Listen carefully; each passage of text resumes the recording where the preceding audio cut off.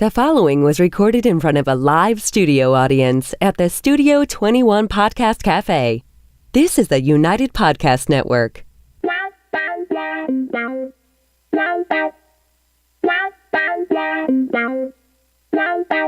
Welcome to the Writer's Block Podcast NH. This is a podcast designed by writers for writers on the journey to being published. Joined Mandra Biscornet. It was so healthy and nutritious. Deborah Monk. Can we open each podcast with a dance number? Shelly Devlin. It was so full of inspiration and sparkles. Every Tuesday morning live on YouTube. And make sure you subscribe to catch the podcast anytime on iTunes, iHeartRadio, Podbean, Spotify, or your favorite podcast catcher. It's time to be inspired, feel empowered, and be well with the Writer's Block Podcast NH. Welcome to the Writer's Block, where our mission is to inspire, empower, and be well. I'm Debbie, and if you are watching us live today, you'll see that on my right, Shelly has gone gray, and on my left, Mandra has gone bald, and over in our producer's box, Jonathan has grown hair. Apparently, everyone on the Writer's Block has flown the coop today. I think, does that say that I'm the most boring of us all, that I'm still here, or does it say that I'm the most committed? Most committed. All right, let's go with that. Most likely to be committed. Ooh, good one. Sorry, that was for Jonathan. Oh, he'll enjoy that. So today we are lucky to have filling in for Mandra and Shelly. We have Rick Peoples on my left. Rick is an accomplished human resources professional and performance coach, and a less accomplished designer, actor, and internet ordained minister. His debut novel, Hey Ma, Your Husband's Dead, has been out since June, is in steadily climbing the sales charts. He is currently working on a new novel about a family wedding and a partnering on a screenplay. He has been blessed with a beautiful wife of 30 years, 3 very talented and smart-mouthed children, and 2 grandchildren who walk on water. Welcome, Rick. Thank you very much. And on my right, we have Stephen. Stephen wrote and directed the feature film The Busker, which has screened at venues such as Museum of Fine Arts in Boston, the Peabody Essex Museum, the Harvard Film Archive, as well as numerous film festivals. He received his master's in professional writing from the University of Southern California and is currently finishing work on his first novel. So I feel like I'm kind of a very different sandwich we have going on today. There's quite a bit of testosterone here. And you have it all, Debbie, so let's just go with that. Well, let's go with that, yes. So today what we're going to talk about, the title of our show is New Kids on the Block, and we're talking about writers' groups. And the reason that we are having you two here today is because, as everyone knows, Shelly and Mandra and I are in a writers' group, and people have been following our journey on that. What they don't know is that I cheat on them any chance I get, and I take part in other writers' groups. So there are 5 of us, the 3 of us, as well as Kelly McIntyre, and also Jerry, who we don't know if he wants his last name said, so we'll just call him Jerry O. Toledo, the Pigeon Wrangler, and he'll know who he is. So, does anyone want to tell how we met?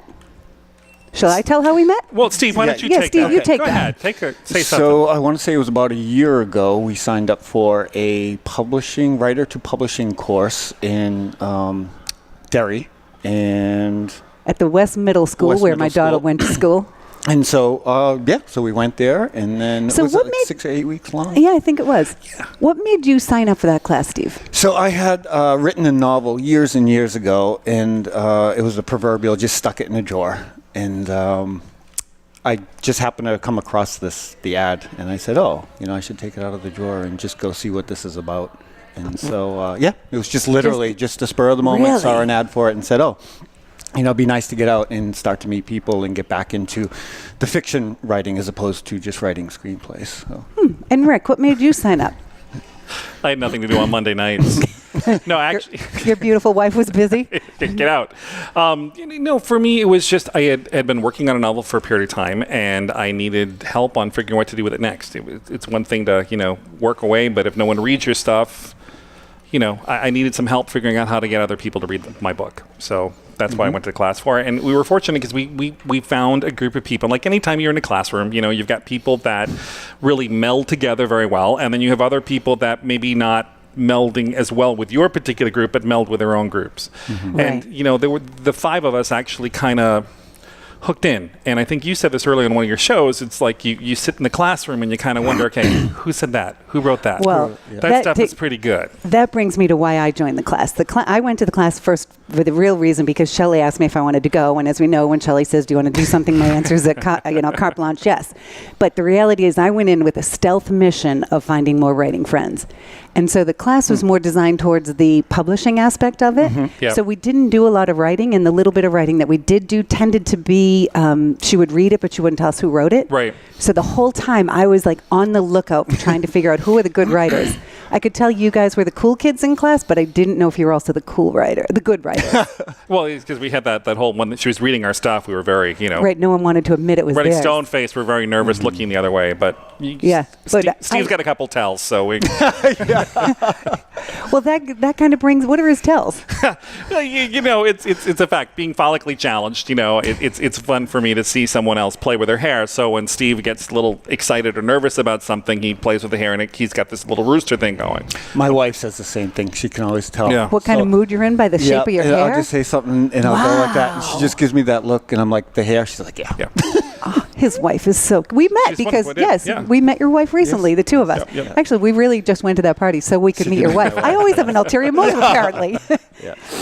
And then usually when he's like trying to write you off, it's the hair just kind of goes. He pushes it to the side, and it's very Rick, smooth. It's really one of those things like excellent point, Rick. Yeah, good. And I ask myself, should I just go blank myself now because Steve's got the hair going to the side Right. now. So.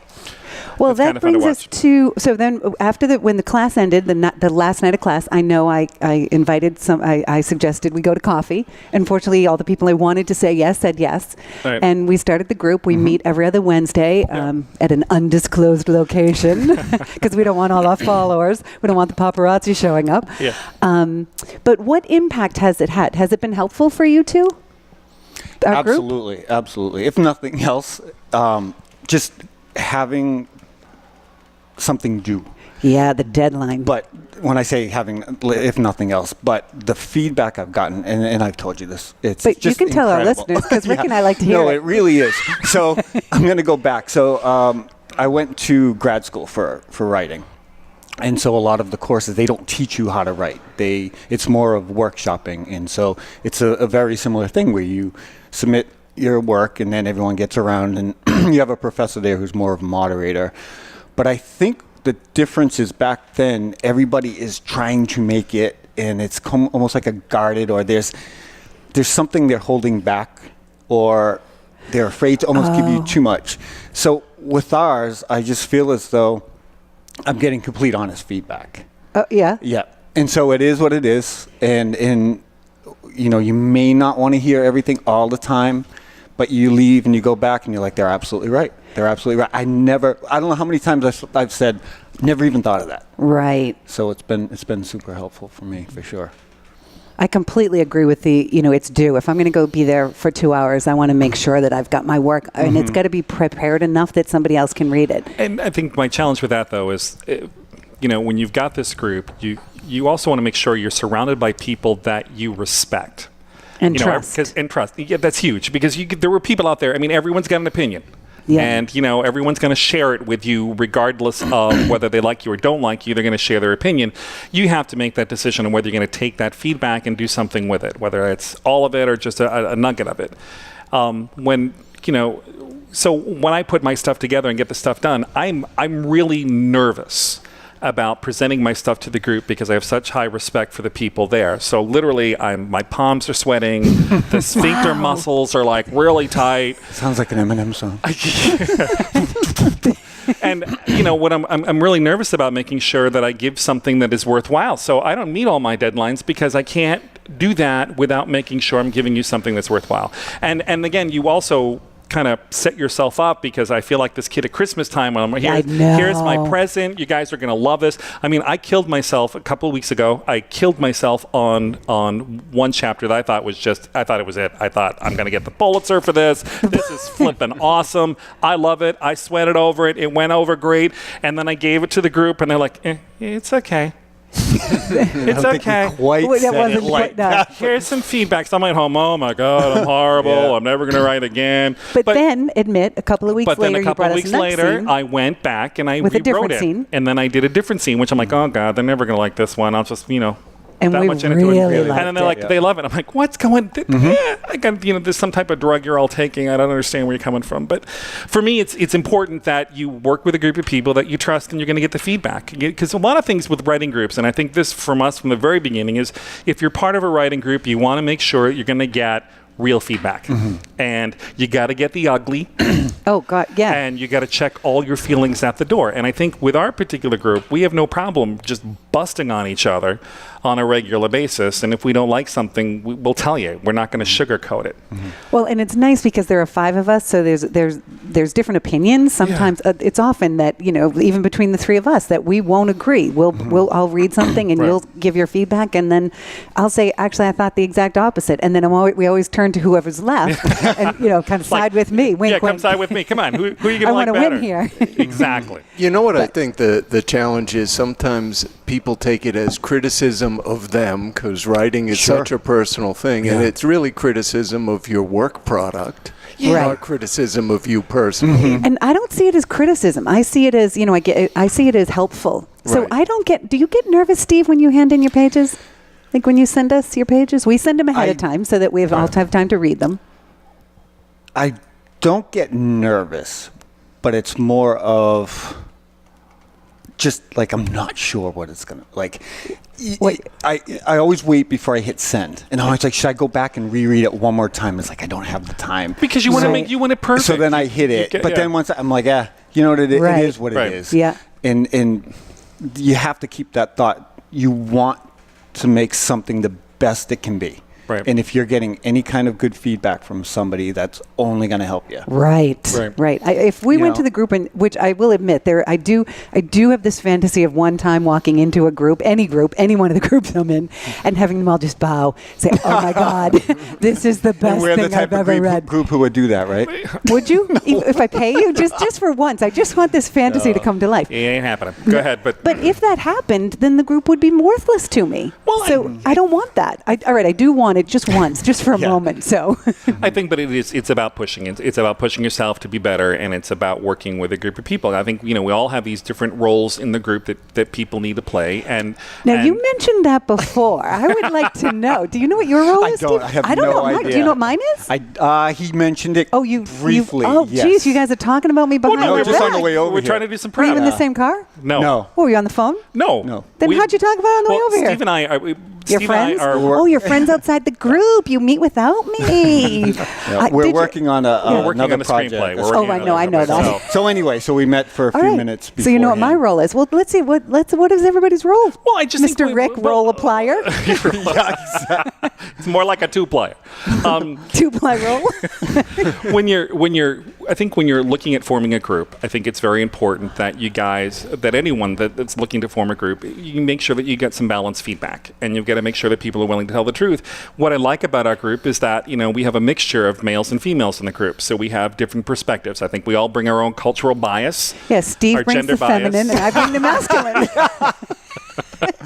That's not very funny. I love when Steve gets manly. But it's so true. When he gets manly, like it's that very Rare. rare instance. I really would like to go out to coffee with Laurie sometime. I think I'd like her so much. Anywho, Flip the switch. But I all like right, you too. You know that. all right. So getting back on track, because Yes, that's please. my What role. are our roles? Yes, keep us on track here, My Mandra. role is trying to keep everybody back on track, even though I like to take the side track every now and then. But it's just trying to keeping things moving forward. I think when you're working in a writing group, everyone's kind of a struggling writer. Even though some of us have produced a couple different books and is working on 4 or 5 books at this particular point, Deborah Monk. But there are other people, that this is struggling writing and struggling process. So you've got to make sure that you're working with people that kind of feel your pain a little bit. But I think you're also got to be looking for people that are going to add a little bit more to your group. You don't want a bunch of Debbies in a group, or you don't want a bunch of Ricks in a group, or a bunch of Steves. You want people that are going to bring kind of a balance or a cohesion. So, and when I look at you, I'm amazed when I sit back and I think about all the creative stuff that you pull out of the air. So we're in a writing group, and Deb's like, hey, I got this idea for adult female fairy tales. I'm like, what?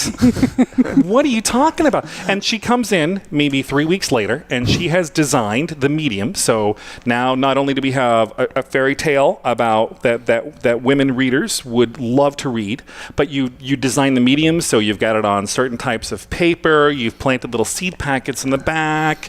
So it's amazing to me that you push the envelope, which all has a lot to do with the story, and you've kind of marketed around the story and developed a medium like that. It's that creativity push. And I think in a group, you need someone that's got that creativity thing that's going to push you to work a little bit harder for your characters so they don't become as flat.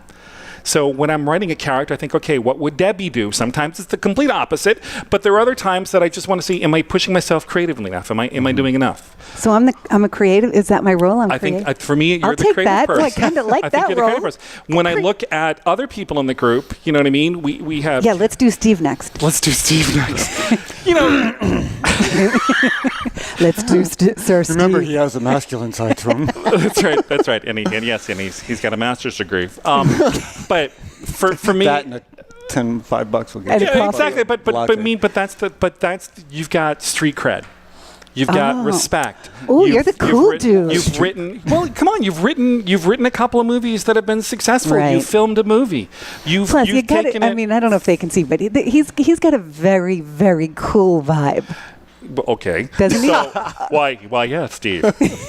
But again, it's for me, it's the street cred. It's someone that has taken word and have made a picture out of it and is now working on a novel. But you can't pull that away. And he gets some of the comic relief, but he's also got some of that practical, real world, real industry experience that can help you tie through. So it may not have an immediate impact, but you've got to start thinking about that, because when you write, you don't always think about the business impact, and you don't always think about how you're going to market this. And he's also very good visually. Exactly. So when I did those little books, I started printing them in with the papyrus font, and he said, and he was nice about it, but he was very clear, this sucks. Yeah. And so I didn't even give it a second thought. I just totally trusted him. But it's the visual thing, I think, is really. So I'm going to say visual street cred. Visual street cred. Ooh.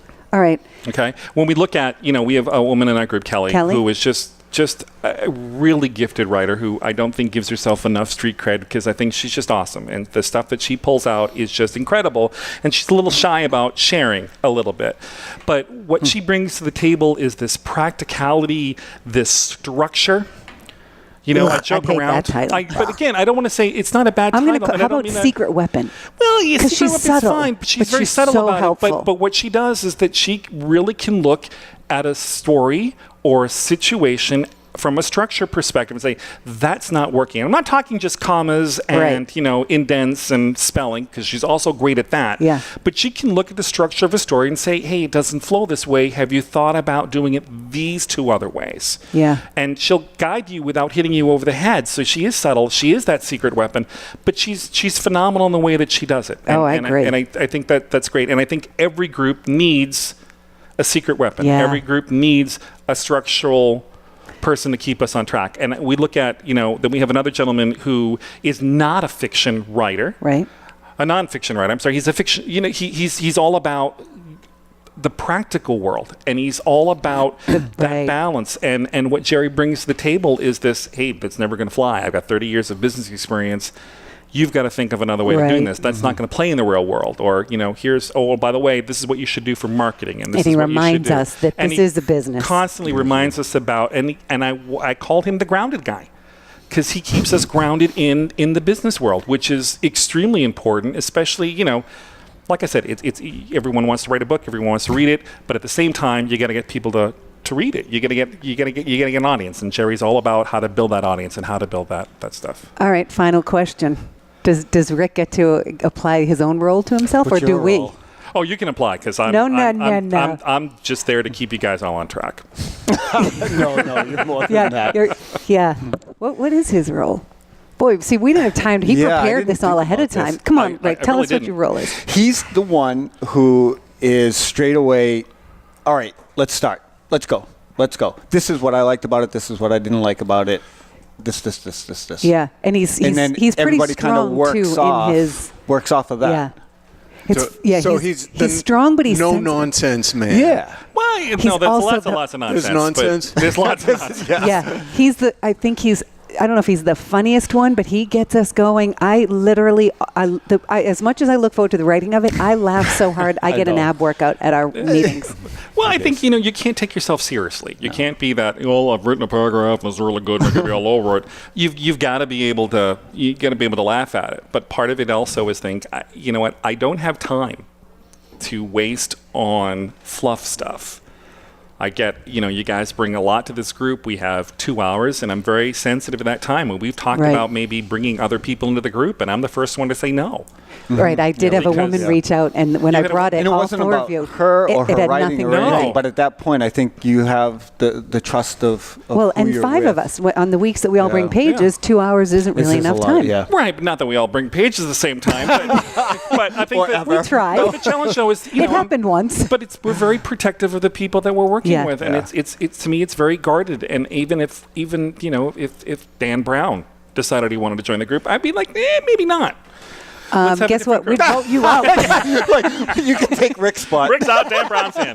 Exactly. Exactly. All right. So, what suggestions do you have for people who want to start a writing group? I think for me, it's about finding people that are going to push you. But where do I'm So saying where do you like find them? the, Where do you find the them? logistics. You know what? That to me is, I think a writing class like ours is always good. I am always nervous about doing the Craigslist thing or getting on the internet. and looking. Craigslist. Are there writing groups on the Craigslist? I don't know. I'm just saying, but there are. Sounds like he's been there before. Yeah, I don't know that I'd recommend that, but there are certainly organizations like Romance Writers America or Mystery Writers, classes that you can take, which is how we met. You can also go, if you see somebody, I met somebody who's turned into a very dear friend. She actually introduced me to my original publisher. She was at a little restaurant that I went to a lot, and I could see her working away on her typewriter. And I just went over and I said, by any chance are you a writer? And she said yes. And so she and I became great friends through that. So sometimes you just have to put yourself out there and say, I'm a writer and I'm looking for writers, other writers. And that's always challenging because writing is a very lonely thing. It very much is. And you get in your head and you get in the zone and you try to get it rocking and putting yourself out and getting people involved. But again, I think for me, it's about getting to know the people first. I certainly would not, on the first week of class, I certainly would have picked out the 4 of you to be my writing group. I wouldn't have. Oh, you wouldn't have. Because I didn't know enough about you. I didn't know enough about, so I'd listen. I listened to what again, the teacher was sucking up to you because, Deb's a published author. In case anyone hasn't heard, she had a book out recently. So what do you think, Deb? And that's literally how it came So down. what do you think, Deb? So, okay, that's great, Rick, that's Rick, fine. shut up. But What do you shut think, up. Deb, what do you think? You're a published author. Oh, you guys are funny. You know what I mean? Oh, Julia Stone, Searching for Julia Stone. I've read that book. Tell me more about the book. How'd you go through it? Deb? And, and then, so for me, it was just, I wanted to learn more. And the more that I got into you telling the story or the process that you went through, or, Steve had critiqued my work. Right. At one point, and I'm like, okay, he's got, all right, this is legit. And it doesn't take a lot of, it doesn't take, you don't have to read 15 pages of someone's writing to know if you like it. If you like it, exactly. Right. And I think for me, it's about finding people that, that you can build some trust and respect with. And I think it's getting a cup of coffee a couple times before, because we went up for coffee twice before, you threw out, let's start a group thing. Well, I had to give you a little foreplay, but I knew my intention the whole time. Exactly. Yeah, fishing line. Fishing right in. Yeah. It's really funny. So I was thinking back to the very first time that we gave each other our chapters or whatnot, and where we are now is so different. I know. Because the very first time, and again, I think everybody's out and stuff like that, and so you get it back and you're like, oh, that everyone's voice goes up a little higher and this and that, and now it's like, all right, Yeah, there's no so pretense anymore. It evolves a little bit, but I feel as though it happened real quick. It So it did was like with the first us. week, it's Yeah. like, okay, and then you're like, you laugh a little bit, and then like the next week, it's like, okay. But it's now the we're on. dynamics. It's We're in the there and we're dynamics, and going. it's getting to know where the strengths are and Right. the roles that you play. See, I've made it full circle back. But Good it's for about you. the roles that you play, and it's about, it's about accepting the feedback. And sometimes you don't take it. You know Well, what I no, mean? we all take it very Well, well. we take it well. I'm sorry, not saying take it well, but I'm saying, but then you go back, because typically what happens is I'll go back and, we'll meet on Monday nights and, we'll get the feedback, and then I will stew it in the car on the way home. And then usually Tuesday morning, I'll get up early and I will start making changes that I think are appropriate based on the feedback that I liked. And the stuff and I didn't like. You just throw it out. It's not personal. I thought about it. And nobody takes their critique, what they say. One of my favorite things was when it's split in half. Yeah, and there that's were two not my favorite thing. going back and forth. And you just sat to be back able to watching sit it. back and just listen to hear, and you're like, okay, yep, they get that, they get that. It's like watching tennis match. Point for them. And then you're like, wow, they're really, really invested in what I threw down. Yes. And that it is. That's why it's a special thing. And when you do meet good people and you trust that, and you're like, wow, they're really giving me honest and their feedback. And you're thinking to yourself, really pulled one over on those four. Yep. You know? I didn't mean any of that, but apparently I did. No, I did. Oh, crap, I really am deep. Who knew? Well, you know what? We're going to have to hope that Mandra and Shelly go away again soon, because having you two with me here has been wonderful. Thank you. We're going to do just a very quick walk around the neighborhood with our lovely... Did you guys see the show where I played the piano? No. This is me playing the piano. Really? I went out and bought a keyboard because they said I couldn't do it. Anywho, so a quick little walk around the neighborhood for me is tomorrow I am doing a book signing at Mac & Co., which is in Andover on 18 Spring Road. It's a lovely home furnishing store where she does lots of little gifts. And if you're a fan of the show Fixer Upper, her store is stunning. So from 6:30 to 9, I'll be there. There'll be champagne and nibbles. And I'll be there doing signing and reading, so it would be great because, it's ego crushing when you're sitting there by yourself and you just feel like, God, I'm such a loser. So please come down. The other thing I just wanted to do is that tonight I'm going with Sophie and our number one fan, Brenda, and Sophie's friend Kat to the Moth. Do you guys know about the Moth? I do not know about Me either. Apparently a lot of people do. I guess it's, according to somebody, I think Jonathan said it was the number one podcast. They do 5-minute storytelling. So we've bought tickets and we're going into Boston tonight, and I'll fill you guys in later. Oh, cool. Yeah. So, very cool. Would you like to do a little walk around the neighborhood and say where you're at? Steve? Sure. I am going to submit my last chapter today. To us. To you guys. So this is the last one, and after that I'll go back and continue rewriting and then take it from there. Wow, that's a big deal. Very excited. Especially so you don't have to read it anymore. You're all good. We want to read more. The end, and you're like, finally. Finally, the end. It's 6 years later, my wife, she's probably like, oh, thank God. Thank God they're reading it and I don't have to. Yeah. So yeah, I'm very excited that this will be the last one. Look forward to that email. Good. And Rick? I starting to work on a marketing plan for my book. It's been a little bit of a challenge. I've written it, and they didn't tell you how hard it was going to be after you've written your book. And it's the marketing piece that's absolutely killing me. Sales are doing well, considering I haven't done any marketing or ever advertising. So, in the theater, when your box office is a little bit soft, you always say, "Oh, it's an artistic success." So, hey, Ma, your husband's dead is an artistic success. Just kidding. But we're doing well, and I'm just trying to figure out a marketing plan from there. I'm also have been plugging away on my new novel, and it's been bits and pieces. I've been a little bit more. I've been doing some other stuff, and it's kind of distracted me from the writing stuff. But we're working on that, and then Steve and I are working on a screenplay right now. So right, we really are making progress, and so much of it is because of our group. So thank you both for being part of the group, for letting me reel you in from that original class, and for filling in today. Thank you. So I forget how Mandra ends the show. Darn it, I didn't write the ending. Well, this is Debbie, Rick, and Steve, hoping to inspire, empower, and wishing you to be well. See you next week. That was good. Thanks. Thank you.